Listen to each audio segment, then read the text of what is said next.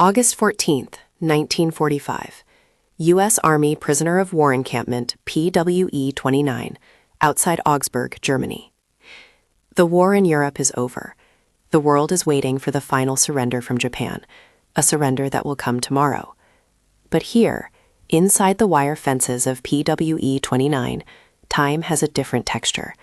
It is a thick, stagnant thing, measured not in headlines, but in the slow arc of the summer sun across the Bavarian sky and the metallic clang of the mess kits at dusk. For Hanne Vogel, former Nachrichtenhelferin, a signals auxiliary for the Wehrmacht, the end of the war was not a day of liberation. It was the day the world shrunk to the size of this compound, a sprawling city of mud and tar paper barracks. Tonight, the air is heavy with the scent of pine needles and damp earth, a smell that should be comforting, but is laced with the ever-present odor of disinfectant and unwashed bodies. Hanne sits on her cot, the rough wool of her blanket scratching her chin. The single bare bulb hanging from the rafters of Barrack C casts long, dancing shadows, turning the faces of the 40 other women into shifting masks of exhaustion and suspicion. They are a fractured sorority of the defeated, typists from Berlin, nurses from Dresden, anti-aircraft gun assistants from the Ruhr. Some are barely 20, their faces still holding the soft contours of youth. Others, like Ilse, a stern woman who once managed a factory floor, wear the war like a permanent second skin. The routine is a soul-crushing metronome.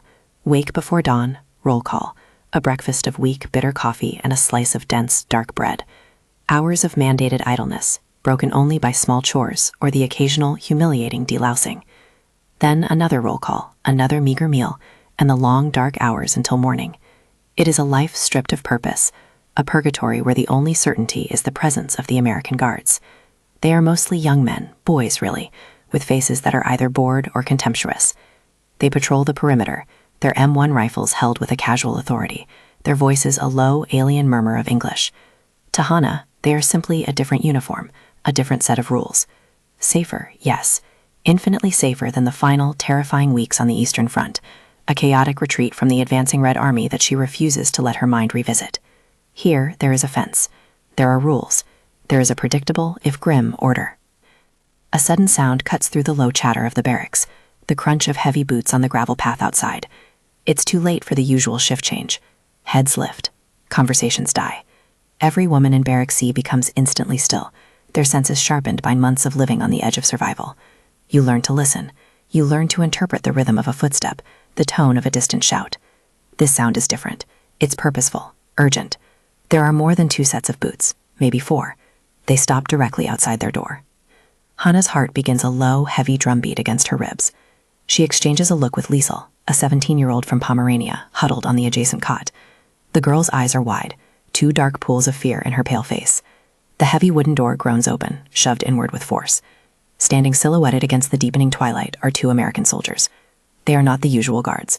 One is a sergeant, a thick-necked man with a clipboard. The other is a younger corporal, his face half-hidden by the brim of his helmet. The sergeant clears his throat, his gaze sweeping over the silent women with an air of impatience.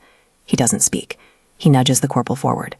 The young soldier, who looks no older than Liesel, grips his rifle, his knuckles white. He seems nervous, out of his depth. He takes a deep breath and begins to speak, his voice loud and unnatural in the enclosed space. He speaks in heavily accented, broken German, words learned from a phrasebook, not a classroom. Achtung, Anweisung vom Lagerkommandant. Attention, order from the camp commandant. He pauses, consulting the clipboard held by the sergeant. The silence in the barracks is absolute, a held breath stretching to its breaking point. Hanne feels a cold dread coiling in her stomach. This is not routine. This is not about mess duty or work details. The air itself feels charged, electric with unspoken possibilities. The American corporal looks up from the clipboard, his eyes not meeting anyone's. He licks his lips, takes another breath, and delivers the order that will shatter the night. The corporal's voice echoes in the sudden tomb-like silence of Barrack C. He butchers the pronunciation, but the words are brutally clear, each one landing like a physical blow. Alle Frauen, Vorbereitung für ärztliche Untersuchung. All women, prepare for medical examination. A collective, sharp intake of breath, a rustle of movement as women shift on their cots, their bodies tensing. A medical examination? Now? In the middle of the night? It makes no sense. The camp's infirmary, a small wooden hut staffed by a weary American doctor and 2 German nurses, keeps strict daytime hours. Hannah's mind races, searching for a logical explanation. A sudden outbreak? Typhus? They'd heard rumors of disease spreading in other camps, but the timing feels wrong, predatory. The floodlights outside cast a harsh, sterile glare through the grimy windows, stripping the world of all softness, leaving only sharp edges and deep shadows. The corporal is not finished. He seems to be struggling with the next part of the order, glancing back at the sergeant who gives him an impatient nod. The young soldier squares his shoulders and raises his voice, as if volume could compensate for his unease. Alle Frauen, ausziehen, Kleidung auf den Betten ablegen, warten auf den Arzt. All women, undress, place clothing on the cots, wait for the doctor. The final words hang in the air, thick and poisonous. Ausziehen, undress. The word itself is a violation. It is not a request. It is a command, delivered by armed men, in the dark, to a room full of captive women. For a long second, nobody moves. The order is so bizarre, so far outside the established, miserable routine of their existence, that it creates a pocket of sheer disbelief. Then a small, choked sob breaks the stillness. It's Liesel. She has pulled her thin blanket up to her chin, her knuckles bone white, her body trembling violently. Her fear is a spark in a tinderbox. It ignites the room. A low murmur erupts, a wave of panicked German. Was sagt er? Warum jetzt? Ich verstehe nicht. What is he saying? Why now? I don't understand. The questions are not for the Americans. They are for each other. A desperate search for reassurance that isn't there. Hannah feels the blood drain from her face. Her breathing becomes shallow. The concrete floor seems to tilt beneath her feet. The barracks, the American guards, the smell of pine and disinfectant, it all recedes. For a terrifying, disorienting moment, she is no longer in Augsburg in August 1945. She is back in East Prussia, in the bitter cold of January. She is crammed into a freezing barn with other refugees, the sound of artillery a constant, terrifying drum roll getting closer and closer. She can almost smell the cloying scent of haze and animal manure, mixed with the acrid stench of fear. She can hear the rumble of T-34 tank treads, a sound that meant the end of everything. And she can hear the voices. Harsh, guttural Russian, shouted by soldiers whose faces were flushed with victory and vodka. They had kicked open the barn door just like this. Their silhouettes had filled the doorway just like this. And their first command, screamed into the terrified darkness, had been the same. Ausziehen. Undress. A wave of nausea washes over her. The past is not the past. It is a living thing, a monster that has been sleeping in the corner of her mind, and this single order has just prodded it awake. She looks around the room and sees her own terror reflected in dozens of other faces. She sees it in Ilse, the strong factory manager, whose lips are now a thin, bloodless line, her hands clenched into fists at her sides. She sees it in the older women who are beginning to weep silently, their bodies shaking with a grief and horror that has nothing to do with their current captivity. They have all heard this command before, or they have heard the stories from those who survived it. It is the universal prologue to the ultimate degradation. The American sergeant, oblivious to the storm he has unleashed, grows impatient with the lack of compliance. He barks an order in English to the corporal. "Tell him again, Riley. Louder. Tell him to move it now." Corporal John Riley hesitates. He is 20 years old, a farm boy from Ohio who was drafted 9 months ago. He has never fired his rifle in anger. His job is to watch, to count, to maintain order. He can feel the atmosphere in the room has changed. It is no longer just silent defiance. The air is thick with a primal, suffocating fear he cannot comprehend. He can see it in their eyes. This isn't insubordination. This is terror. But an order is an order. He opens his mouth again, his voice cracking as he shouts, "Ausziehen, sofort. Undress. Immediately." That one word, sofort, shatters the fragile trance of disbelief. It is the final confirmation. This isn't a mistake. This is happening. A woman in the far corner of the barracks lets out a high, piercing shriek. It is a sound of pure animal panic, and it acts as a signal. The room explodes. The shriek rips through the barracks, and in its wake, chaos erupts. It is not a riot. It is a collective, hysterical implosion. The veneer of wearying resignation built over months of captivity shatters into a million pieces. There is no plan, only raw, instinctual panic. Women scramble off their cots, their movements frantic and uncoordinated. Some begin to scream, raw, throat-tearing sounds of abject terror. Others are weeping uncontrollably, curling into fetal positions on their thin mattresses as if they could physically will themselves to disappear. Hannah is thrown back against the wall by a surge of bodies. Her mind is a maelstrom of past and present. The faces of the American guards blur with the leering, frostbitten faces of the Soviet soldiers from that frozen barn in Prussia. The bare bulb overhead becomes the swinging lantern that cast monstrous shadows on the hay-strewn floor. The command echoes in her head, over and over. Ausziehen. Sofort. A group of women, led by the formidable Ilse, act on a shared, unspoken impulse. With a strength born of desperation, they grab the nearest heavy wooden cots. "Die Tür," Ilse screams, her voice hoarse. "Blockiert die Tür." Block the door. They heave the furniture, metal legs scraping violently against the concrete floor, the sound like a scream itself. They slam a cot against the door, then another, ramming them into place, creating a makeshift barricade. Liesel, the young girl, is there, her face streaked with tears, pushing with all her might, her terror momentarily channeled into frantic action. Outside, Corporal Riley stumbles back a step, his eyes wide with shock and confusion. One moment he was delivering a routine order, the next the barracks had transformed into a scene from a nightmare. He can hear the splintering crash of the cots against the door, the cacophony of shrieking and sobbing. He doesn't understand the words, but the sound of human terror is a universal language. "Sergeant," he yells over his shoulder, his voice tight with alarm. "They're barricading the door. They're going crazy in there." Sergeant Miller curses, his face flushing with anger. To him, this is not terror, it is a full-blown insurrection. Prisoners defying a direct order, a breakdown of discipline. He grabs the radio handset clipped to his belt. "This is Sergeant Miller at Compound C. We have a riot in progress in Barrack C. Repeat, a riot. Request immediate backup. All available personnel." His voice is cold, professional, utterly disconnected from the human drama unfolding just a few feet away.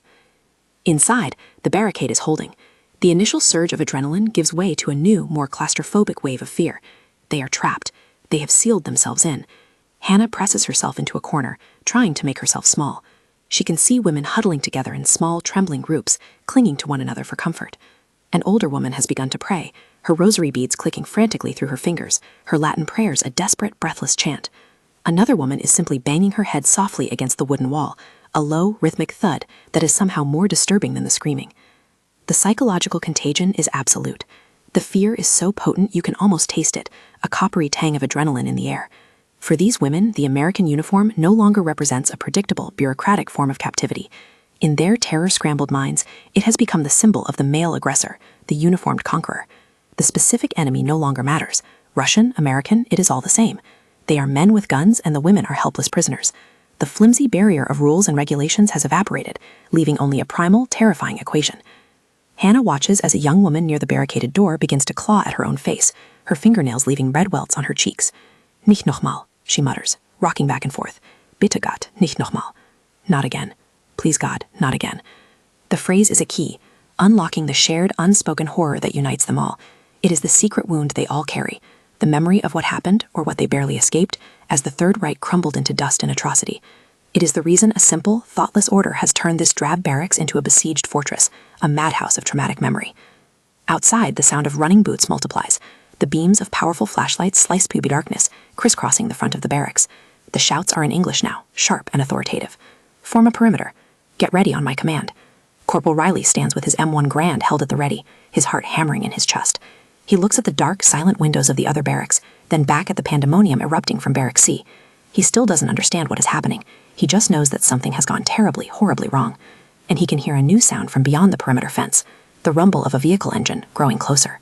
The rumbling engine resolves into the familiar growl of a U.S. Army Jeep. It squeals to a halt in a spray of gravel, and Captain Davis, the camp commandant, vaults out before it has fully stopped.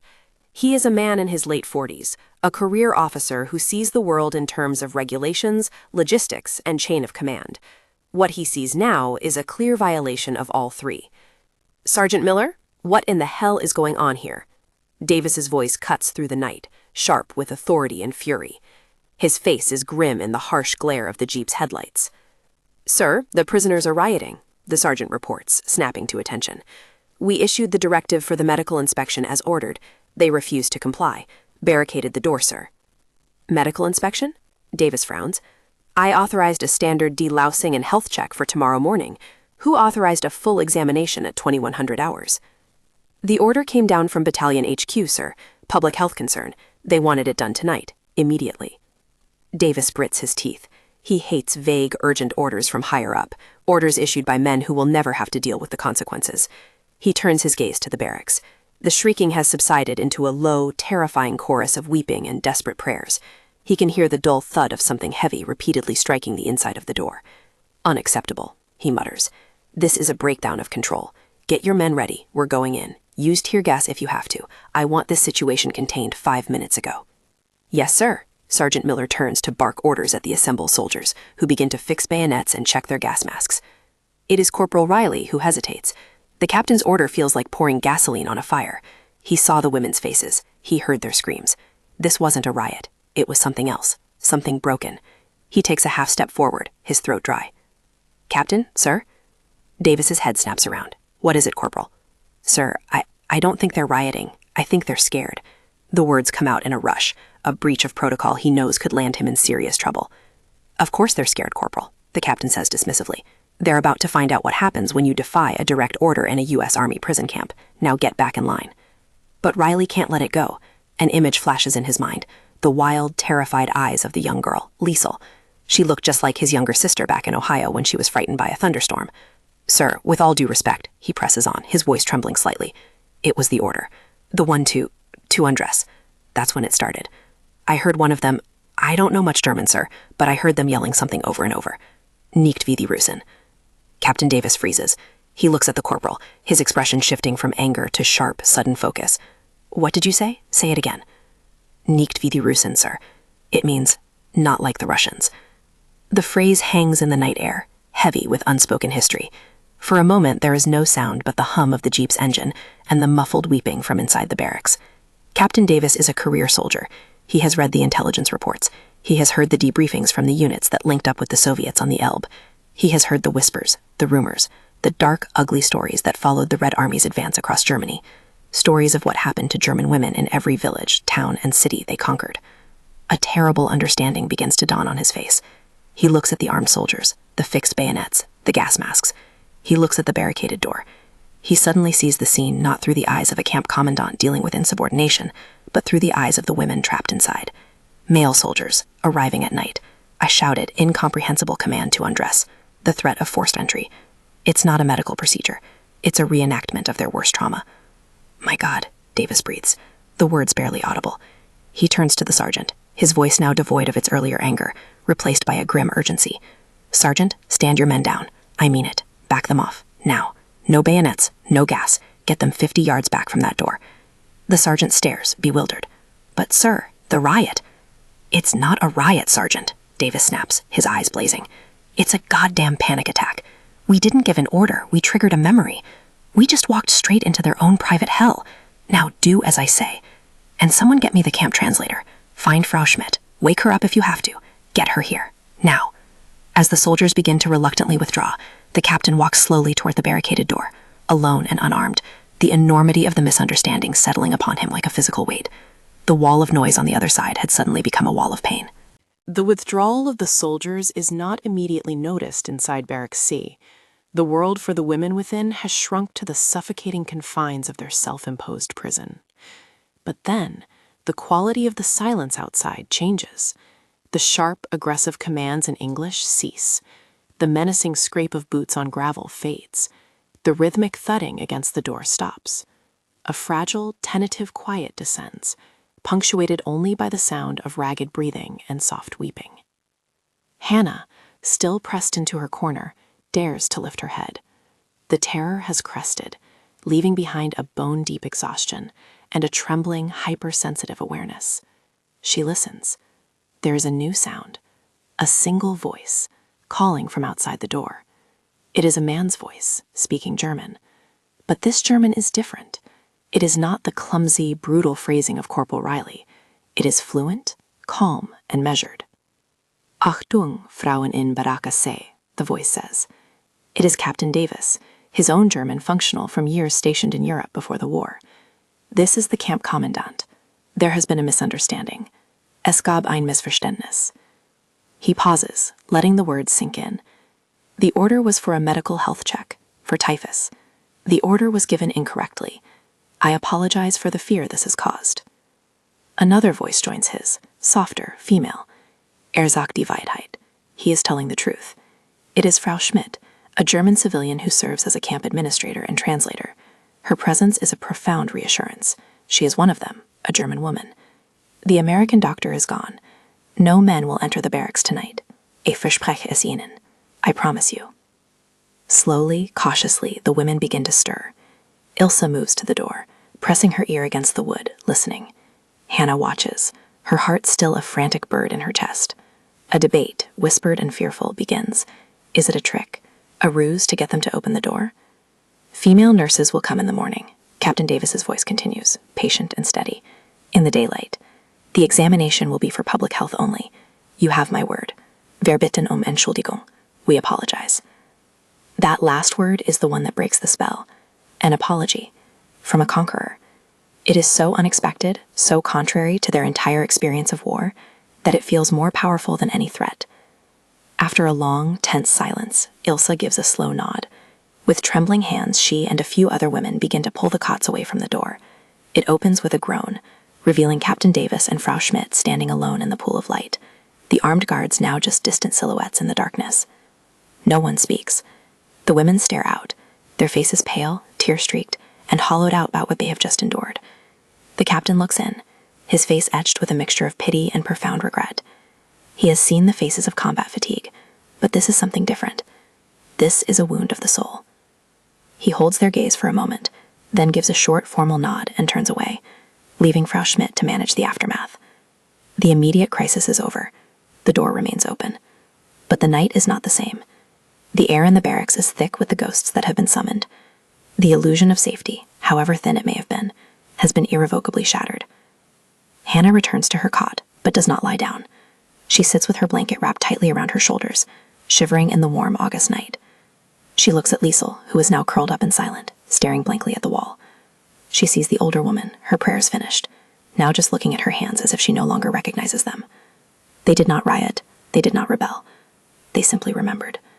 They remembered what it was to be a woman in a land overrun by armies, where their bodies were just another battlefield.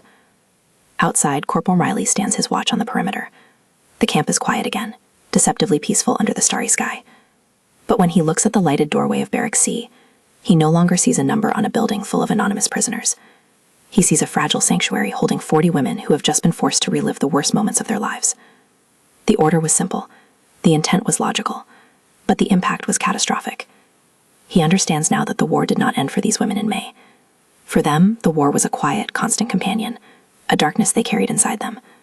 And all it took was one order, on one ordinary night, to make that darkness swallow them whole once again. The echoes of that command would linger in the silence of the camp, long after the words themselves had faded away.